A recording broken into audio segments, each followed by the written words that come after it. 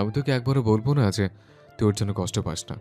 তোর কষ্ট হচ্ছে, তুই প্রাণ ভরে কাঁদ, কিন্তু কাঁদতে কাঁদতে ওর জন্য আল্লাহর কাছে দোয়া কর। এটা হয়তো ওর কাজে লাগবে। বিচার যে চাইবি, সে অপরাধীও বর্তমানে কবরের বাসিন্দা। বুরাক মানতে পারেনি কি আর চলে যাওয়া, তাই বলছি খবরদার নিজেকে দোষারোপ করিস না। যা হয়েছে তাতে আমাদের কারো কোনো হাত ছিল না। এমনটা না আমরা সব জেনে বুঝে ইচ্ছা করে চুপ ছিলাম। যদি জানতামও অবশ্যই কিছু না কিছু করতাম। আসলে তাহলে এখন কি করব? আসলে নকলে বলছি না, তবে ভাইয়া কিছু বলার দরকার নেই। এত সহজে ভেঙে পড়লেও চলবে না। এ জীবনে কত ঝড় আসবে যাবে, শক্ত থেকে সব সামাল দেওয়া শিখতে হবে। যত আবেগ, যত কষ্ট, সব নিজেদের মধ্যে চেপে রাখতে হবে। মানুষ কষ্ট দেবে, এটা মানুষের স্বভাব, তবে নিজের দুর্বলতা কাউকে দেখানো যাবে না। মানুষকে যত দুর্বলতা বোঝাবে, মানুষ ততই মজা লুটবে। আমি চাই আমার সহধর্মিনী আমার মতো শক্ত হোক, যাদেরকে আঙুল তোলার আগেও হাজার বার ভাবে। মন খারাপ করে কান্নাকাটি করা যাবে না। যারা দুর্বল, নিজেদের প্রতি কোনো বিশ্বাস নেই, তারা সহজে কান্নাকাটি করে, অল্পতে ভেঙে পড়ে। শীতল খুব মন দিয়ে কথাগুলো শুনলো, ভাবলো, তারপর নিজেকে সামলে সময় নিয়ে খাবারটুকু শেষ করলো। কথাগুলো কাজে দিয়েছে দেখে শুদ্ধ হাফ ছেড়ে বাঁচলো। বাপরে, এতক্ষণ কাঁদতে দেখে বুকের ভেতরটা কেমন করছিল। তারপর সেখান থেকে বেরিয়ে দুজন ইচ্ছে মতো ঘুরলো। শ্মশান ঘাটের পাশ দিয়ে যাওয়ার সময় না চাইতেও হেসে ফেললো। মনে পড়লো বিপদের চৌরাস্তার ঘটনা। বাড়ি ফিরতে ফিরতে মাগরিবের আজান হয়ে গেল। দুজনে ফ্রেশ হয়ে নেয়। শীতল মায়ের কাছে গিয়ে বসলে সিমিন এলোমেলো চুল দেখে বকতে শুরু করেন। তাকে বকতে দেখে সীতারা ওনাকে সন্ধ্যার নাস্তা রেডি করতে বলে তেল এনে শীতলকে চুলে তেল লাগান। একটু পরে শুদ্ধ এসে বসে। শীতলের লম্বা চুলে দুটো বেনুনি দেখে বলল, আর কত পুতুল বানিয়ে রাখবে? এখন বাড়ির বউ হয়েছে, মেরে ধরে কাজ শেখাতে হবে। ছেলের কথা শুনে সীতারা ফিক করে হেসে ফেলে, বলেন, কেন, ভয় হচ্ছে নাকি? কিসের ভয়? নতুন করে যদি আবার বিয়ের প্রস্তাব আসে, সেই ভয়? কথাটা বলে সীতারা পুনরায় বললেন, আমি চাই না ও বড় হোক, সে ছোট্ট শীতল হয়ে চোখের সামনে থাকুক, দুপাশে দুটো বিনুনি করে সারা বাড়ি দৌড়ে বেড়াক, খিলখিল করা হাসিতে চৌধুরী বাড়ি মাতিয়ে রাখুক। সবাই বড় হয়ে গেলে কেউ দুষ্টুমি করবে না। বাচ্চারা দুষ্টুমি না করলেই, ভুল না করলে আমরা বকবো কাকে? কি নিয়ে সময় অসময়ে হাসাহাসি করব বল দেখি? নিজের কথা শেষ করে সীতারা স্বর্ণকে ডেকে তার চুলও বেঁধে দেন। সায়ন তখনও ফুচকা নিয়ে বাড়ি ফিরল। শার্টের বোতাম খুলে আরাম করে বসলো, হাঁক ছেড়ে পানি চাইলো। তারপর শীতলের দিকে তাকিয়ে বলল, কি রে বনু, চোখ মুখ শুকনো লাগছে কেন? শরীর খারাপ নাকি? কে কি বলে সে? চুলে তেল দিলাম তাই।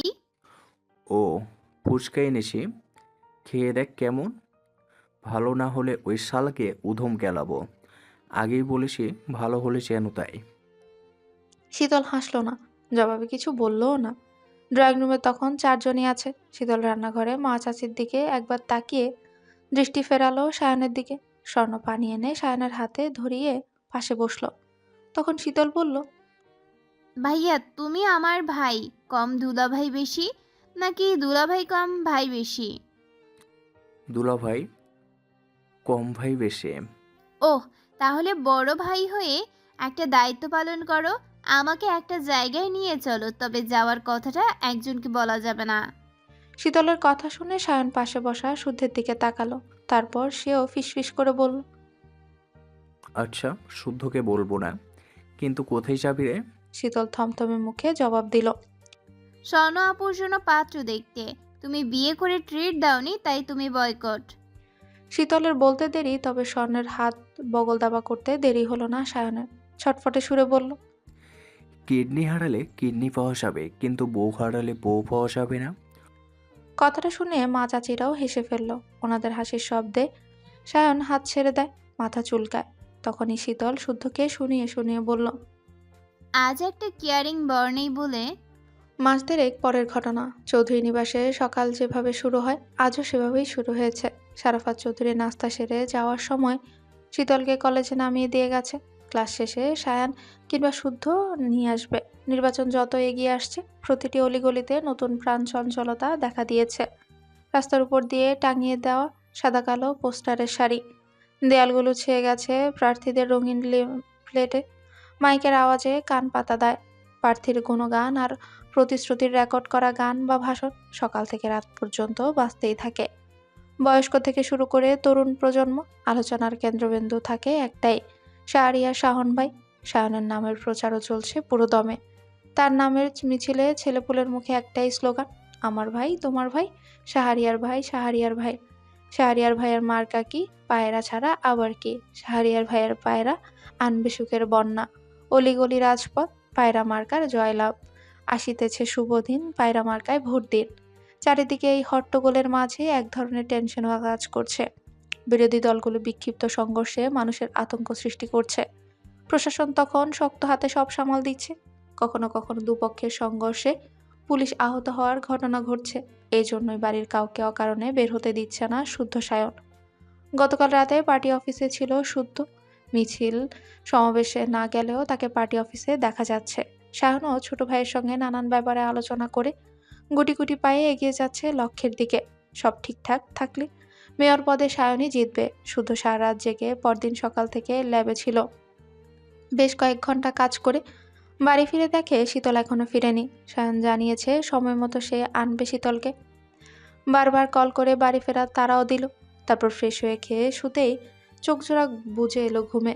কতটুকু ঘুমিয়েছে জানা নেই, তবে আচমকা শরীরে ঝাঁকুনি খেয়ে চোখ খুলে তাকায় শুদ্ধ। সিতারা বেগম হাউমাউ করে কাঁদছে, থরথর করে কাঁপছে ওনার শরীর। হঠাৎ ঝাঁকুনি খেয়ে ঘুম ভাঙায় কিছু বুঝলো না শুদ্ধ, তবে সিরিয়াস কিছু আন্দাজ করে উঠে বসতেই সিতারা বললেন দ্রুত তার ফোন দেখতে। শুদ্ধ ফোনটা সাইলেন্ট করে চার্জে দিয়ে ঘুমিয়েছিল। মায়ের কথায় ফোন চেক করে দেখে অসংখ্য ফোন কল। আজমের কল বেশি দেখে কল ব্যাক করে। যা শুনে তাতে তার মাথায় যেন আকাশ ভেঙে পড়ল। অতঃপর কোনো দিক না তাকিয়ে এক দৌড়ে নিচে নামে। তারপর বাইক নিয়ে পৌঁছায় এক নির্জন জায়গায়। তখন মাগরিবের আজানের আগ মুহূর্ত। স্তম্ভিত আধার নেমেছে ধরনীর বুকে। সেই মুহূর্তে ভিড় করেছে অসংখ্য মানুষ, হইচই চারদিকে। সে ভিড় ঠেলে এগিয়ে যেতে দৃষ্টি আটকায় কলেজ ড্রেস পরা অল্প বয়সী এক মেয়ের দিকে। তাতে শুদ্ধের হৃৎপিণ্ড যেন থমকে গেল। দেখল কলেজ ড্রেস পরা শীতল বসে আছে মাটিতে, তার কোলে রক্তে ভেজা সায়নের মাথা। দুজনের পোশাক রক্তে রাঙা। পাশে বসে আজম ফুপিয়ে ফুপিয়ে কেঁদে ডাকছে অচেতন অবচেতন সায়নকে। হতবম্ব শুদ্ধ এগিয়ে যেতেই শীতলও চোখ তুলে তাকালো। তাকে দেখে নিষ্পলক দৃষ্টিতে তাকিয়ে রইল। কথা বলার শক্তিটুকু হারিয়ে ফেলল। ভেতরের সবটুকু আক্রোশ আর হাহাকার মিশিয়ে কিছু শব্দ গোছালো। তারপর ভাঙা গলায় থেমে থেমে বলল, কোনো বোন কি চোখের সামনে ভাইয়ের নিথর দেহ দেখতে পারে? পারে না, আমিও পারিনি। ওরা আমার ভাইকে মারতে এসেছিল, আমি ওদের মেরে দিয়েছি। শীতলের কথাগুলো যখন শুদ্ধের কানে পৌঁছালো, তখন শুদ্ধ বা খাড়া যে মেয়েটা পিঁপড়া মারতেও ভয় পেত, তার এমন দুঃসাহসিক কথায় ও কাজে শুদ্ধের চেনা জগৎটা মুহূর্তে যেন ওলটপালট হয়ে গেল। বেশ কিছুদিন ধরে পেট ব্যথায় ভুগছে শীতল। খুব একটা জটিল না বিধায় আপাতত চেপে আছে। তাছাড়া সারাদিনে কত হাবিজাবি জিনিস খায়, বেশিরভাগই তো বাইরের জিনিস, প্যাকেট চা, চিপস, চকলেট বা ফাস্টফুড। বারণ করলেও শোনা হয় না। এখন যদি পেট ব্যথার কথা কাউকে বলতে যায়, কপালে শনি আছে। তার মা জানলে 2-1 কিলো পড়তে পারে। বিয়ের পর অবশ্য মারেন না, তবে ইশারা করে হলেও শাসন করতে ছাড়ে না। কত কি যে শিখিয়ে দেয়। অন্যদিকে এসব খাওয়া নিয়ে শুদ্ধ সবার সামনে বকলেও নিজেই হরেক রকমের জিনিস এনে রুমে রাখে। এনে আরেক দফা ভাষণ শুরু করে। সেও মনোযোগী শ্রোতার ন্যায় বকাঝকা শুনতে শুনতেই খায়। খেতে খেতে বকা শুনতে অবশ্য ভালোই লাগে। সায়েন্টিস্ট বর বলে কথা, কম আয় রোজগার তো করে না। খেয়ে যদি টাকা না ফুরায় তবে চলবে কি করে? সত্যি বলতে টাকা পয়সা রাখারও জায়গা টাকা লাগে নাকি? আজকাল শুদ্ধ তেমন বাড়ি থাকে না বিদায় খুব একটা খেয়াল করে না। এই সুযোগে এসব খাওয়ার পরিমাণও বাড়িয়েছে। আর এজন্যই বোধহয় গ্যাস্ট্রিকের সমস্যাটাও বেড়েছে। গ্যাস্ট্রিক ভেবে ওষুধও খায়। ওষুধ খেলে ব্যথাটা ঠিক হয়ে যায়। ভেবেছিল শুদ্ধকে একবার জানাবে, কিন্তু মানুষটা ভীষণ ব্যস্ত। ক্লান্ত দেহে বাড়ি ফিরলে এসব বলে ওর চিন্তা বাড়াতে ইচ্ছে করে না। কারণ শুদ্ধ নিজের কাজ সামলে আবার সুযোগ বুঝে ভাইয়ের কাজে লড়ে যাচ্ছে। এখন বাড়ির সবার একটাই প্রার্থনা, 2 ভাইয়ের কষ্ট যাতে সফল হয়, জয়ী হয়ে ফিরে আসুক তারা। নিজের শহরের মানুষের কল্যাণে সততার সাথে কাজ করুক। সেও খুব করে চায় পায়রা মার্কা জিতে যাক, কারণ পায়রা জিনিসটাই হচ্ছে তাদের কাছে স্পেশাল কিছু। সুধের ল্যাবের ওই পায়রার কথা এখনো মনে গেঁথে আছে তার। মাঝে মধ্যে গিয়ে নেড়ে চেড়ে আসে। নির্বাচনের দিন ঘনিয়ে আসার আগে একদিন খাবার টেবিলে সায়নকে জিজ্ঞাসা করেছিল, ভাইয়া কোন প্রতীকে দাঁড়াবে তুমি? সায়ন সেদিন দাঁত বের করে হেসে বলেছিল, ইচ্ছে তো ছিল গাজার মার্কা নেব, কিন্তু আমজনতা মানবে না। এক কাজ কর, প্রতীক তোরা সবাই মিলেই ঠিক কর। উল্টে ভাই বোনদের ঘাড়ে চাপিয়েছিল প্রতীক ঠিক করার দায়িত্ব। পরে সবাই মিলে আলোচনা করে সাদা পায়রা ঠিক করেছে। এর কারণ সাদা পায়রা শান্তি, পবিত্রতা, মুক্তি, ভালোবাসা ও বিশ্বস্ততার প্রতীক। তাদের অধীর বিশ্বাস তার ভাইয়ের পায়রা জয়ী হয়ে মুক্ত মনে আকাশে উঠবে, সকলকে দেখিয়ে দিবে সাদা পায়রার জোর। এ নিয়ে নিজেরা স্লোগান বানিয়েছে, আজমের কাছে পাঠায়। আজম সেগুলো নিয়ে দলের ছেলেপুলেদের মুখস্থ করিয়ে মিছিলে নামা। গতকালও সে নতুন একটা লিখে পাঠিয়েছে, সেটা হলো, পায়রা ডাককে বাকুম বাকুম, শান্তি আসবে হাজার রকম। উড়ছে পায়রা দিচ্ছে ডাক, আপদগুলো সব চুলোয় যাক। সাদা পায়রার দিলে ভোট, শান্তি পাবে দেশের লোক। ভোট দিবেন ভাই কোনখানে? পায়রা মার্কার মাঝখানে। সে এটা লিখলেও ছেলেপুলেরা সায়নকে একটু রাগাতে শেষের লাইনটা বদলে দেয়, চেঁচিয়ে বলে, এই ভোট দিবেন ভাই কোনখানে? শাহরিয়ার ভাইয়ের মাঝখানে। এটা শুনে সায়ন ওদের স্ট্যাম্প দিয়ে দৌড়ানি দিল। বেহায়াগুলো হেসে গড়াগড়ি খায়। তাদেরকে হাসতে দেখে সায়ন নিজেও হেসে ফেলে। ওদের সাথে বসে সিগারেট টানতে টানতে বলে, নির্বাচনের আগে গালি দিলাম না, তোলা রইল। এখন ভদ্র সাজতে হবে, নয়তো ভোট মিস হয়ে যাবে। তবে সময় করে সব শালাকে দোচন দেব, রেডি থাকিস। তাতেও কেউ ভয় পায় না, কারণ তারা এসব শুনে অভ্যস্ত। বরং সায়নের গালি না শুনলে তাদের কাছে ফাঁকা ফাঁকা লাগে। তবুও তারা তাদের শাহরিয়ার ভাইকে খুব ভালোবাসে, কারণ ওই যে গালি দিয়ে আবার কাছে টেনে নেয় যে। তবে আজকাল শুদ্ধের জন্য গালি টালি দেয় না। সায়েন্টিস্ট সাহেব পার্টি অফিসে সময় কাটান, উনি জেন্টলম্যান কিনা, গালাগাল পছন্দ করে না। তার কথা কেউ যদি অকারণে গালি দেয়, তাহলে আর কোনো দিকে তাকানোর দরকার নেই, আগে ধাম ধুম করে দিয়ে চোখ মুখ ফাটিয়ে দিবে। এমনভাবেই দিবে যেন দু ঘুষিতে মারের ওজন বুঝে। এত সহজে যদি রাগ ওঠানো যায়, তাহলে কি দরকার গালি টালি দিয়ে এনার্জি লস করার। আজ বৃহস্পতিবার, রোজকার মতো ব্যস্ত দিনে দিনটির সূচনা হয়েছে। নিত্যদিনের মতোই রুটিন মাফিক যে যার কাজ গুছিয়ে নিচ্ছে। শুদ্ধ সায়ন গতরাতে পার্টি অফিসেই ছিল। সারা রাত কি করেছে একমাত্র তারাই জানে। সকালবেলা শুদ্ধ বাড়িতে ফিরে শীতলকে ঘুমোতে দেখে জ্বালিয়ে খুব করে। তারপর শাওয়ার নিয়ে কোনো মতে নাস্তা সেরে গেছে ওর ল্যাবে। আর তাড়াহুড়ো দেখে শারাফাত চৌধুরী নিজেই শীতলকে কলেজে নামিয়ে দিয়ে কথা জানান। বাবা যাবে শুনে শুদ্ধ বারবার সাবধান করে গেছে। এরপর নাস্তার পর্ব সেরে শীতলকে কলেজে নামিয়ে শারাফাত চৌধুরী অফিস চলে গেলেন। উনিও বারবার বলে গেলেন কলেজ ছুটি হলে যেন বাইরে না আসে। চৌধুরী বাড়ি থেকে কেউ না কেউ এসে ফোন কল করা না পর্যন্ত গেট অবধি যাতে না আসে। শীতলও তাই করেছে, সব ক্লাস করেছে। টানা ক্লাস করে ভীষণ ক্ষুধা লেগেছে, তাই ক্যান্টিন থেকে কিছু কিনে এনে জারুল গাছের নিচে বসে। কলেজ ছুটির পর অনেকেই চলে যাচ্ছে, আবার অনেকে মাঠে বসেছে। কেউ বা নোট করছে জোড়া জোড়া বসে, কেউ বা তারই মতো গাড়ির জন্য অপেক্ষা করছে। কিনে আনা পছন্দের স্যান্ডউইচ নিয়ে মুখে দেয়। খেতে খুব একটা ভালো না, আবার মন্দও না, ক্ষুধা পেটে চালিয়ে নেওয়ার মতো। সে আরেক কামড় দিতে ফুরুত করে সেখানে চড়ে এলো। দেখে সে স্যান্ডউইচটা ভেঙে ছুঁড়ে দেয়। তারাও ভয়ে ভয়ে ঠুকরে ঠুকরে খেলো।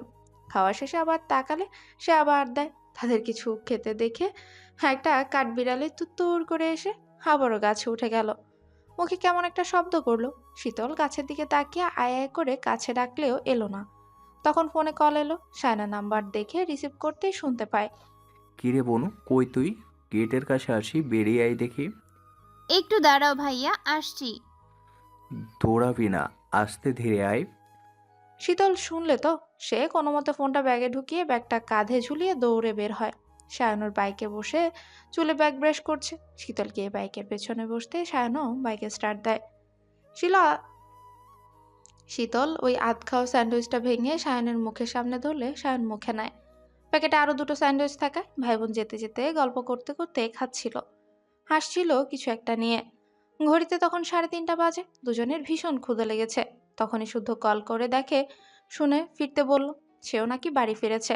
ফেরার পথেই নাকি মিছিল বের হতে দেখেছে, তারাও আসছে বলে কল কাটে। এদিকে দূর থেকে দেখা গেল রবির দলে ছেলেরা মিছিলে বেরিয়েছে। অনেক বড় মিছিল, তাদের প্রতীক নিয়ে সেই স্লোগান দিচ্ছে। বড় মিছিল যেতে সময় লাগবে। রোদের মধ্যে দাঁড়িয়ে না থেকে সায়ন বাইক নিয়ে অন্য রাস্তায় ঢুকে। সে রাস্তায় আবার কনকদের দলের মিছিল পেল। সেটা পার করে কিছু দূর যেতেই দেখা গেল তারই দলের মিছিল। আজম সবার সামনে গলা ফাটিয়ে স্লোগান দিচ্ছে। তার দাপটে ছেলেপুলেদেরকে দেখে সায়ন ফ্লাইং কিস ছুঁড়ে বাহবা দিল, নিজের স্বর মিলিয়ে স্লোগান দিল। তার কাণ্ডে শীতল খিলখিল করে হেসে ফেলে। বড় মিছিল পেরোতে সায়ন বাইক সজোরে টান দেয়। রাস্তা একটু নির্জন দেখে সায়নও জোরে গাড়ি টানে। হঠাৎ কোথা থেকে দুটো বাইক এসে তাদের পথ আটকায়। সায়ন দ্রুত বেগ কষে খেকিয়ে গালি দিতে গিয়েও থেমে গেল। সামনে বাইকে বসা কনককে দেখে বলল, বোনকে বাড়ি পৌঁছে দিয়ে তোর কথা শুনবো, এখন পথ ছাড়। শীতল সঙ্গে আছে দেখে সায়ন কথা বাড়াতে চাইল না, বরং সতর্ক হলো। শান্ত ভঙ্গিমায় কনকের সঙ্গে কথাও বলল, কিন্তু কনক শোনার অবস্থায় নেই। সে বাইক থেকে নেমে শীতলের কাছাকাছি দাঁড়ায়। কেমন করে দেখলো যেন। তার দৃষ্টি দেখে শীতল দৃষ্টি সরিয়ে নেয়, ভাইয়ের সঙ্গে সিটিয়ে বসে। সায়ন তখন চোয়াল শক্ত করে পুনরায় সাবধান করে বলল, কনক, লিমিট ক্রস করিস না, নামতে হলে কলিজা টেনে ছিঁড়ে ফেলবো বলে দিলাম। কনক যেন শুনেও শুনল না তার কথা। সে শীতলের দিকে তাকিয়ে মনমরা স্বরে বলল, আজ আমার ছোট বোনের জন্মদিন, সারা দুনিয়া খুঁজেও পাচ্ছি না তাকে। কান পেতে আসি, কখন এসে গিফট নেওয়ার আবদার করবে। গাল ভর্তি হেসে আদরে সুরে আমাকে আবার ভাইয়া বলে ডেকে উঠবে। এটুকু বলেই সে থামলো। তারপর সায়নকে বলল, আমার বোনটা দলের কেউ ছিল না, রাজনীতির কিছু বুঝতো না, সরল মনের মেয়ে ছিল। পালিতে ভাত থাকলে খেত, নতবা উপোস থাকলেও কাউকে বুঝতে দিত না। ভারতী আবদার করতো না।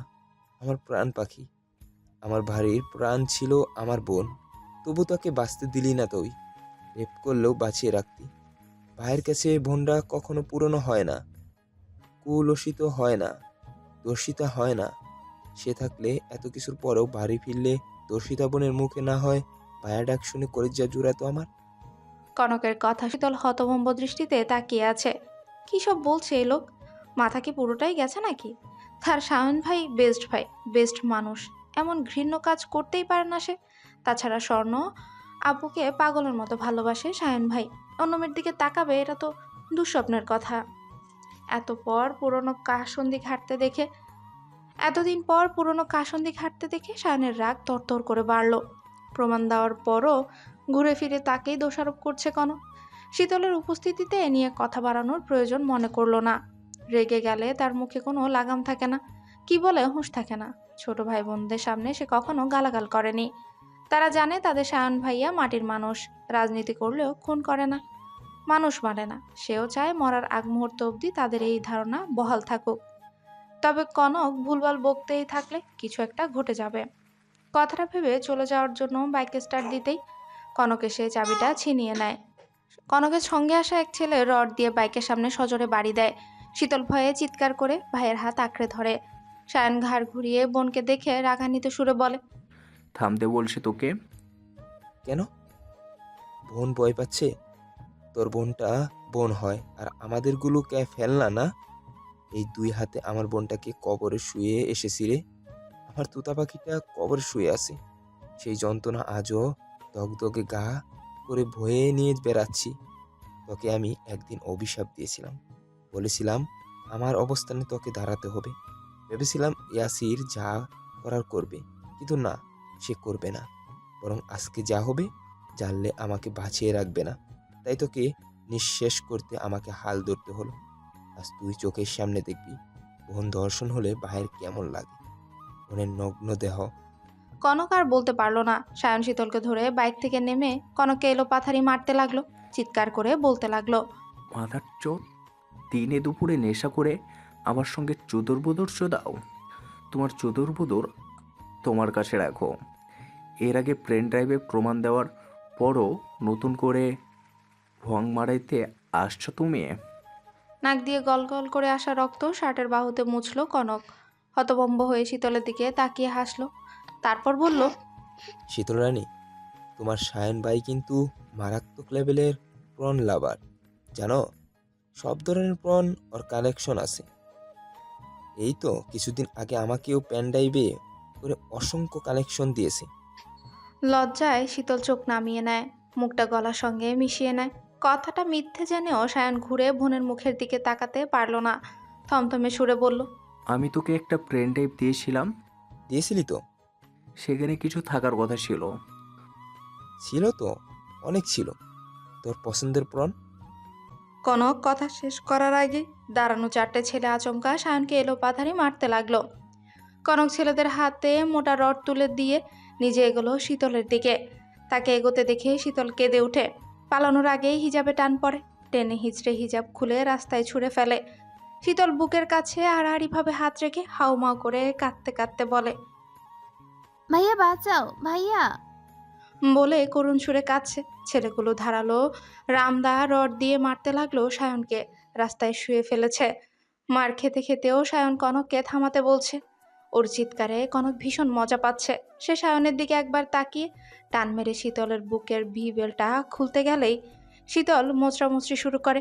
কনক তাকে পেছন থেকে জাপটে ধরে নোংরা স্পর্শে ছুঁয়ে দিতে লাগলো। ভাইয়ের অবস্থা আর আসন্ন বিপদ বুঝে শীতল হাত জোর করতে লাগলো কনকের কাছে। কিন্তু শুনলে তো, শীতল অশ্রুসিদ্ধ চোখে রাস্তার এদিক ওদিক তাকায় সাহায্যের আশায়। কিন্তু সে হয়তো এটা জানেই না কনক পূর্ব পরিকল্পনা করেই এখানে এসেছে। এই রাস্তায় প্রবেশ ও বের হওয়ার পথে তার ছেলেদেরকে পাহারায় রেখেছে। সাধারণ পথিকও 1 ঘন্টার মধ্যে এদিকে আসতে পারবে না। কনক তাকে পিছঢালা রাস্তায় আছড়ে ফেললে শীতল চিৎকার করে উঠতে গেলে তাকে কিক মারে কনক। কিকটা লাগে পেটে। শীতল পেট ধরে কুকিয়ে উঠল। বোনকে মেরেছে দেখে সায়ন সামনের ছেলেটাকে লাথি মেরে সরিয়ে আসার জন্য উঠে দাঁড়াতেই দুটো ছেলে গালি দিয়ে বাহুতে রামদার কোপ বসিয়ে দেয়। সায়নের পরনের শার্ট কেটে মাংস কেটে রক্তের ধারা বইতে শুরু করলো। তবুও সায়ন থামলো না। কনককে লাথি মেরে সরাতে গেলে ছেলেগুলো আবার কোপাতে লাগলো। গালি দিতে দিতে সায়নের বুকে লাথি বসিয়ে রাস্তায় ফেলে দেয়। কনক তার নিজের কার্যসিদ্ধি করতে উঠে পড়ে লেগেছে। কি ভেবেই যেন শীতলকে টেনে হিঁচড়ে পাশের জঙ্গলের দিকে নিয়ে গেল। শীতল চিৎকার করে কাঁদছে। বোনের আকুতি ও অসহায় কান্না সায়ন সহ্য করতে পারছে না। তাই নিজেও কাঁদতে কাঁদতে বলল, নক, আল্লাহর দোহাই লাগে থাম। আমার বোনটাকে ছেড়ে দে। তুই যা বলবি তাই হবে। আমি আমি নির্বাচন থেকে সরে দাঁড়াবো, তবুও ছেড়ে দে আমার বোনকে। ওর কিছু হলে আমার শুদ্ধটা মরে যাবে। তোর পায়ে পড়ি, আল্লাহর দোহাই লাগে ছাড়। প্লিজ আমাকে জানে মেরে দে, তবুও আমার শীতলের ক্ষতি করিস না। শীতল ও সায়নের চিৎকার করা কান্নায় আশপাশটাও ভারী হয়ে উঠে। গুমর ধরে থমকে গেল আকাশ বাতাস। কিন্তু তাদের আকুতি কারো মন গলল না। কেউ শুনল না তাদের আর্তনাদ। কনক ততক্ষণে শীতলের ড্রেস ছিঁড়ে ফেলেছে। পুরুষালী শক্ত হাতের থাপ্পড়ে ফর্সা গালে দাগ বসে গেছে। সে বাধা দিলে কনক শীতলের গলার ভাঁজে কামড় দিয়ে ধরে, বলে, এই বেশ্যা, কি আছে তোর শরীরে? কিসের জন্য শুদ্ধ পাগল? কিসের জন্য ইয়াসির পাগল? কিসের লোভ দেখে পুরুষ নাচাস তুই? দেহের খুব জ্বলন না? কত জ্বলন তাই দেখব। কনকের জঘন্য কথা আর এত দূরে বড় ভাইয়ের অসহায় কান্না দেখে শীতলের কান্না থেমে গেল। সে কনককে বাধা দিল না, জোর ঘাটিয়ে আটকাতেও গেল না। বাধা না পেয়ে কনকও বুঝে নিল শীতল মিয়ে গেছে। সে হেসে তার সেলোয়ারে হাত দিলে শীতল কনকের বুক বরাবর লাথি বসাতে গেলেই কনক ধরে ফেলে পা। পাল্টা আক্রমণ করছে দেখে কনক গালি দেয়। পরপর আরো দুটো থাপ্পড় দিয়ে পেছন ঘুরে তাকায়, চেঁচিয়ে উঠে বলে, রনি, ওই খাঙ্কির পোলাকে এদিকে আন। ওর সামনে ওর বোনকে রেপ করব। শালাকে পৃথিবীর সবচেয়ে ঘৃণিত শাস্তি দিব। পুরনো হিসাব চুকাবো আজ। বুঝাবো যার যার জিনিস তার তার দরদ, যার যার বোন তার তার কাছে কত আদরের, কত স্নেহের। শীতল ততক্ষণে বুঝে গেছে তাদের কান্না, ভয়, অসহায়ত্ব কাজে আসবে না। যা করতে হবে বুদ্ধি খাটিয়ে করতে হবে।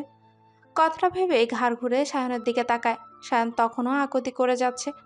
ভাইয়ের আকুতি ব্যথা ভুলে গেল, কান্না ভুলে গেল। দুরু দুরু করা বুকে গচ্ছিত ভয়টুকু হঠাৎ উধাও হয়ে গেল। মন ও মস্তিষ্কে চিৎকার করে বলতে লাগলো, এবার লড়ো নয়তো মরো।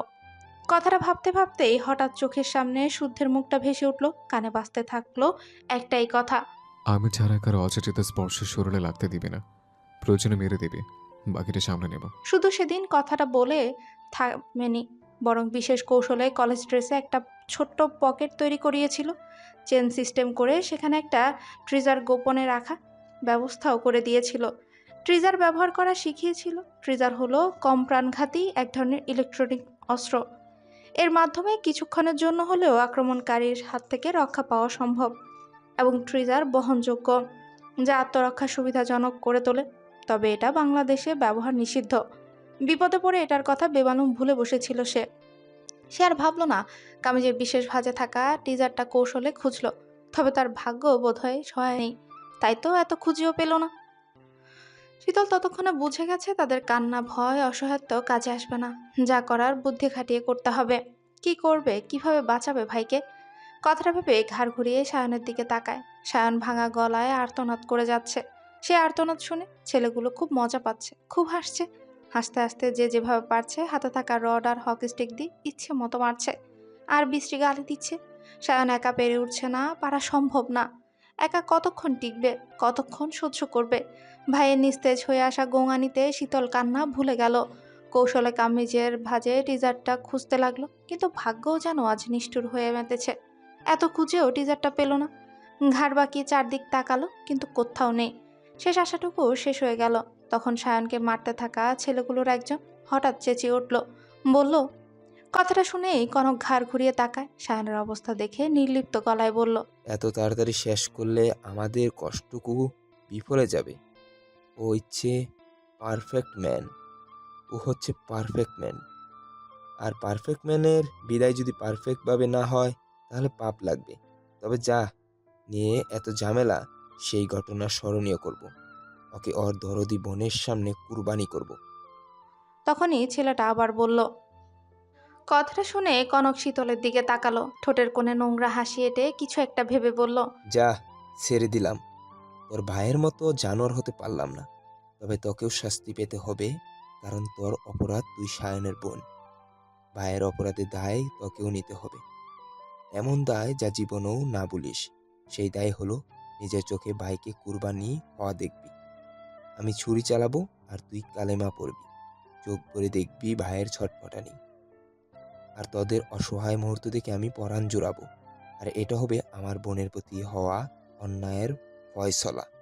কথাটা বলে কনক সত্যি সত্যি শীতলের উপর থেকে সরে উঠে দাঁড়ায়। শীতলের চুলের মুঠি ধরে টানতে টানতে সায়নের কাছে নিয়ে গেল।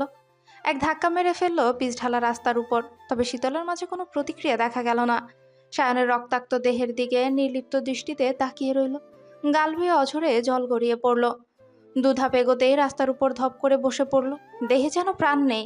কানে যা শুনলো তাতে শরীর অবশ্যই আসছে। তার কি ক্ষমতা আছে ভাইয়ের? তার অবস্থা দেখে মনে হচ্ছে যখন তখন জ্ঞান হারাবে। শরীরে আর কুলোচ্ছে না। কনক শীতলকে আরেকটা লাথি মেরে হাতে ছুরি তুলে দিল। ছুরির ধার পড় করে আদেশের সুরে বলল, দেখ কিভাবে কুরবানি করতে হয়। খবরদার চোখ সরাবি না, হয়তো তোকেও আল্লাহর নামে কুরবানি করে ফেলবো। শীতল অসাড় শরীর নিয়ে রাস্তায় পড়ে রইল। কনক শীতলকে একবার দেখে ছেলেদেরকে ইশারা করতেই ছেলেগুলো শক্ত করে সায়নকে চেপে ধরে। কনকও সবচেয়ে ধারালো ছুরি এনে সায়নের মাথার কাছে বসে। সায়ন তখন অস্পষ্ট স্বরে কিছু বলতে চাইলে কনক হাসে। সায়নের এই দশা তার কলিজা ঠান্ডা করে দিচ্ছে। শান্তি পাচ্ছে সে, ভীষণ শান্তি। তবে মরার আগে শত্রুকে কিছু বলার সুযোগ দিলে মন্দ হয় না। কাকতি অসহায়ত্ব দৃষ্টি মন ভালো করার খোরাক হবে। কথাটা ভেবে সুযোগ দিলে সায়ন অস্পষ্ট সুরে শুধু এটুকুই বলে, আমার লাশ চাই করিস, আমার বোনটাকে অন্তত বাড়িতে পৌঁছে দিস। তোর মরা বোনের কসম দিলাম। এখনো বোনের সাফাই গাওয়া সহ্য হলো না কনকের। মুখের কথা শেষ না হতেই ধারালো ছুরি চালাতেই আচমকা তার দেহ উচ্চ ভোল্টেজের বৈদ্যুতিক শক লাগলো। শরীর কেঁপে ঝিমঝিম করে উঠল। হাত থেকে ছুরি পড়ে গেল।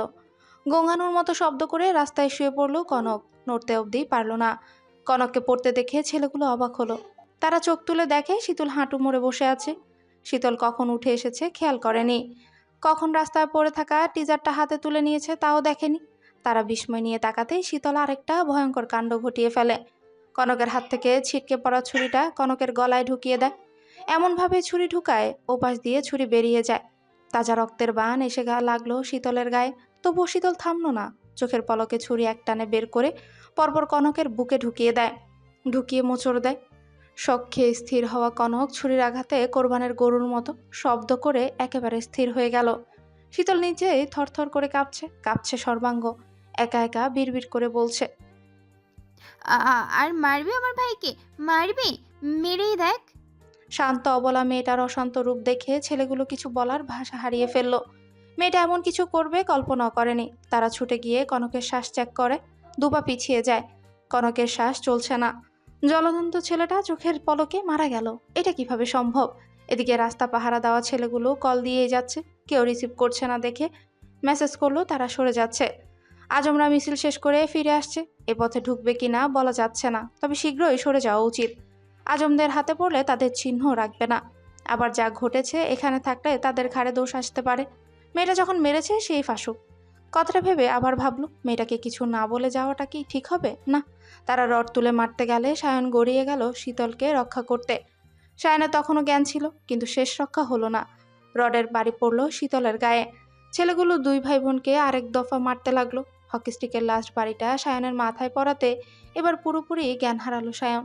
শীতল ভাইয়ের মাথা তার কোলে তুলে নেয়, কামিজের এক কোণা দিয়ে যত্ন করে ভাইয়ের গলা আর মুখ মুছে দেয়। গল গল করে রক্ত বের হচ্ছে, কিন্তু কোথা থেকে আসছে এত রক্ত? কোপানো বাহু, ফাটা মাথা, নাকি থেতলে যাওয়া মুখ থেকে, নাকি গলা থেকে? কোথায় ধরবে সে? কোথায় ধরলে রক্ত পড়া বন্ধ হবে? সে পরে থাকা হিজাবটা নিজের বুকে জড়িয়ে ভিবেলটা সায়নের মাথায় বেঁধে দিল। সায়নের পকেট থেকে রুমাল বের করে বাহু বাঁধলো, তারপর ভাইয়ের কপালে চুমু খেলো। ধীরে ধীরে ভাইয়ের মাথায় হাত বুলাতে বুলাতে নিভুস্বরে ডাকলো, ভাইয়া, এ ভাইয়া, তাকাও না একটু। সায়ন তাকালো না। অনেক আগেই তো চোখ জোড়া বন্ধ করে নিয়েছে সে। মেনে নিয়েছে তার অসহায়ত্ব। সায়নের সারা শব্দ পেল না দেখে শীতল নীরবে কাঁদতে লাগলো। কাঁদতে কাঁদতে তার গলার স্বর বসে গেল, চিৎকার করা কান্নায় অদ্ভুত শোনাচ্ছে। কাঁদতে কাঁদতে হঠাৎ মনে হলো কাউকে খবর দিতে হবে, ভাইকে হসপিটালে নিতে হবে। এদিক ওদিক তাকিয়ে ব্যাগ খুঁজতেই নজরে পড়ে রাস্তায় পড়ে থাকা সায়নের ফোন। কেউ ফোন দিচ্ছে, সাইলেন্ট থাকা অবস্থায় শব্দ হচ্ছে না। সে সায়নের মাথাটা কোল থেকে নামিয়ে ফোনের কাছে গেল। ফোনটা হাতে তুলে দেখলো ডিসপ্লেতে ভাসছে আজমের নাম। কল রিসিভ করলেও গলা দিয়ে কথা বের হলো না তার। ওদিকে আজম হ্যালো ভাই ভাই কথা কন হ্যালো করেই যাচ্ছে। নেটওয়ার্কের সমস্যা ভেবে আজম কল কেটে আবার কল ব্যাক করে। শীতল সায়নের দিকে একবার তাকিয়ে কম্পিত হাতে কলটা রিসিভ করে বহু কষ্টে উচ্চারণ করলো, আজম ভাই, ভাইয়াকে ভাইয়া উঠছে না, কথা বলছে না। সায়নের ফোনে মেয়েলি কণ্ঠস্বর শুনে আজম অবাক হলো। কান থেকে ফোনটা সরিয়ে নাম্বার চেক করে দেখে সায়নেরই নাম্বার। ভাঙা গলা শুনে প্রথমে বুঝতে পারেনি এটা শীতল, পরে যখন বুঝলো আজম যেন স্থির হয়ে গেল। আসন্ন বিপদের কথা মাথায় আসতেই শির দ্বারা বেয়ে ঠান্ডা স্রোত বয়ে গেল। দরদর করে ঘামতে লাগলো। ঢোক গিলে বলল, শীতল, বোন আমার, ভয় নেই, আমি এক্ষুনি আসছি। আশপাশ দেখে বলো তো, বোন কোথায় আছে তোমার? আপনার সঙ্গে দেখা হলো ওই ওই রাস্তায়। আসছি বোন, আসছি, এক্ষুনি আসছি, এক্ষুনি আসছি। কথাটা বলে আজম ছুটতে শুরু করলো। আচমকা পাগলের মতো ছুটতে দেখে বাকি ছেলেরাও ঘটনা জেনে দৌড়াতে শুরু করে। তারা মিছিল শেষ করেই ফিরছিল। ছেলেপুলেরা মিছিল করলে তাদেরকে খুশি করতে হয়। সায়নের কথা অনুযায়ী আজম সেটাই করছিল, হাসাহাসি করছিল। সায়ন জিতলে বড় বড় ট্রিট নিবে সেটা নিয়ে আলোচনা করছিল। তারা আবার খুব সহজে সায়নের কাছে আবদার করতে পারে। সায়নও প্রথমে আবদার শুনে গালি দেয়, তারপর নিজেই আবদার অনুযায়ী সেসব এনে দেয়। মানুষটাকে এজন্যই তারা খুব ভালোবাসে। এমন একটা মানুষকে যদি মেয়র হিসেবে পায় তবে মন্দ হয় না। আজকের মতো মিছিল করা শেষ। রাত 9টার দিকে আরেকবার বের হবে পোস্টার লাগাতে। আমজাদের মোড়ের দিকে কারা যেন পায়রার পোস্টার ছিঁড়ে ফেলেছে, নতুন করে আবার লাগাতে হবে। তাছাড়া কোন রাস্তায় যাবে জানার জন্যই সায়নকে কল করেছিল আজম। কে জানে মানুষটার উপর দিয়ে ঝড় বয়ে গেছে। শুধু তাকে বারবার বলেছিল সায়নের দিকে খেয়াল রাখতে, এ নিয়ে আলোচনা করেছিল, এবং বড়সড় একটা হামলা হবে সেটাও আন্দাজ করেছিল। এটা যে আজই স্বপ্নেও ভাবতে পারেনি তারা। এদিকে বাড়িতেও জানাতে ভেবে শীতল তার ফোন বের করে, শুদ্ধকে কল দেয়। মানুষটা গতকাল রাতে জেগেছিল, তাই কিছুক্ষণ আগে নিজেই বলেছিল একটু ঘুমিয়ে নিতে। সে ফিরলে আর ঘুমোতে দিবে না। আজ যেভাবে হোক ঠেলে ঠুলে হলেও রাতে ঘুরতে হবে। সারা রাত ঘুরবে, বাইরে খাবে। সে ফিরতে ফিরতে যেন ঘুমিয়ে নেয়। কথাটা শুনেই বোধহয় শুয়েছে ভেবে তারাকে কল করে। কল ঢুকতেই বুক কেঁপে উঠল। একজন মাকে কিভাবে ছেলের এমন অবস্থার কথা জানাবে সে? ভেঙে পড়লে হবে না, বড় মাকে বললে সুধের কানেও খবর চলে যাবে। সেই মানুষটাকে যে তার বড্ড প্রয়োজন। অতঃপর সিতারাকে জানিয়ে শীতল পুনরায় সায়নের কাছে বসে। যত্ন করে মাথাটা আবার কোলে তুলে সায়নের কানে কানে বলে, খবরদার পালানোর চিন্তা করবে না। পৃথিবীর আলো দেখার আগে ওই ছোট্ট প্রাণটিকে এতিম করে দিও না ভাইয়া, এত নিষ্ঠুর হইও না। কথাটা বলে শীতল একেবারে নিশ্চুপ হয়ে গেল। এরপর আজম এলো। আজমও কত করে ডাকলো শুনলই না। ছেলেপুলেরা দলে দলে আসায় ঘটনা দ্রুত ছড়িয়ে গেল। ইমিডিয়েট অ্যাম্বুলেন্সে কল করা হলো, কিন্তু সমস্যা হলো পানির পাইপ ফেটে এ রাস্তা বড় গাড়ি ঢুকতে পারছে না। কিছুক্ষণ আগেও ঠিকই ছিল, হঠাৎ পাইপ ফাটলো কি করে? এটাও প্রশ্ন থেকে গেল। অ্যাম্বুলেন্স যেন কোনোভাবেই আসতে না পারে। রবির দল দুদিক থেকে মিছিল নেমে রাস্তাটা ব্লক করে দিয়েছে। এ সুযোগ সায়নটা যদি ভালো ভালো দুনিয়া ছাড়লে, তাকে মেয়র হাত থেকে কেউ আটকাতে পারবে না।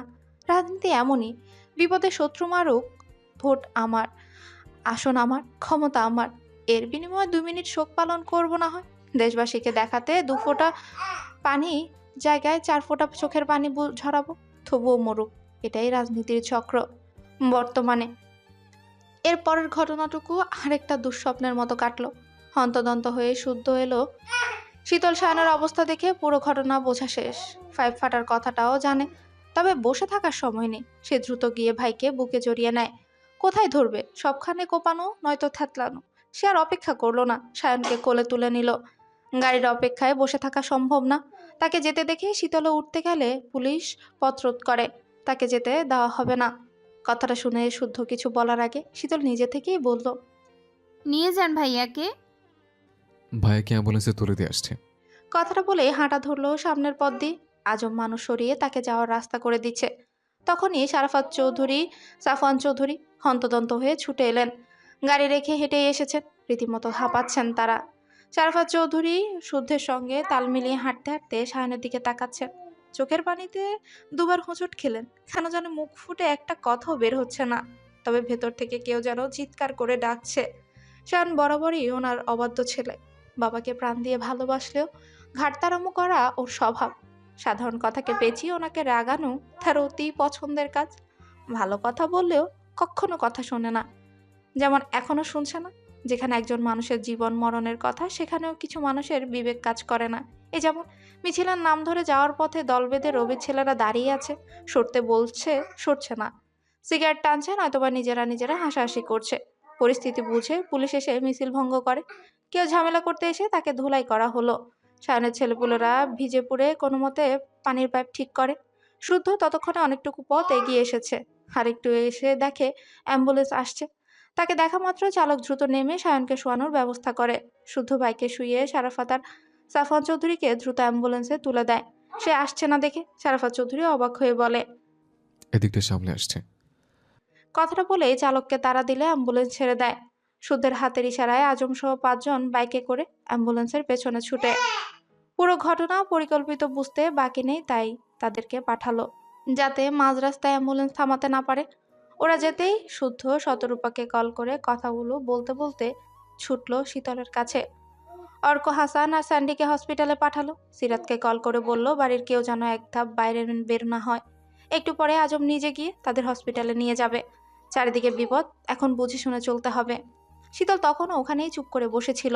মিছিলের ছেলেপুলেরা চলে যাওয়ায় রাস্তা ফাঁকা। এই সুযোগ কনকের লাশও নিয়ে যাওয়া হয়। পুলিশ অনড় হয়ে বসে থাকা শীতলের দিকে নজর রাখছিল।